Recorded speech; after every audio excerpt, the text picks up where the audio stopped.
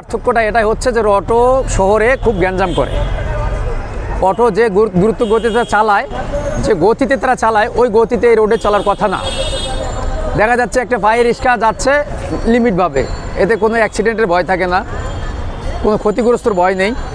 আর একটা অটো এত পরিমাণভাবে চলে রোডে যে তার একটা প্রাইভেটকে ওভারটেক করে যাওয়ার চেষ্টা করে, একটা হুন্ডাকে ওভারটেক করে যাওয়ার চেষ্টা করে, দেখা যাচ্ছে একটা দুর্ঘটনা ঘটে যাচ্ছে, নগদ ক্ষতিগ্রস্ত হচ্ছে।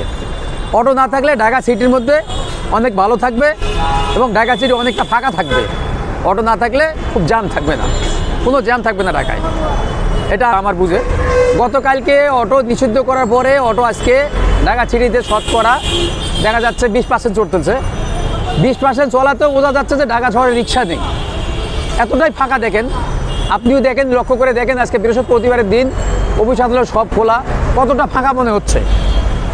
আর অটো থাকলেই, অটো চললেই এই রোডে দেখতেন গ্যাঞ্জামে ভরপুর, রিক্সা অটো গ্যাঞ্জামে ভরপুর ছিল এই রোড, সবসময় থাকে এটা। আর অটো চললেই এটা হয়। অটো কি বন্ধ করে দেওয়া হয়েছে? অটো কালকে মাইকিং করার পরে 20% চলতেছে আজকে আর কি। কালকে নিষিদ্ধ করার পরে, কালকে সিটি কর্পোরেশন থেকে এবং হাইকোর্টের মহামান্য হাইকোর্টের রায় অনুযায়ী কালকে মাইকিং করার পরেই আজকে 20% চলতেছে। তাতে অটো অনেক না থাকলে অনেকটা ফাঁকা চলতেছে, ঢাকা শহর অনেকটাই ফাঁকা, এতটুকুই বলতে পারি আমি ইনশাল্লাহ। অটো না থাকায় ভালো, অন্তত ঢাকার সিটির জন্য। এটা ব্যস্ততা শহর, এই জ্যামের মধ্যে এই অটো না চলাই অনেকটা ভালো।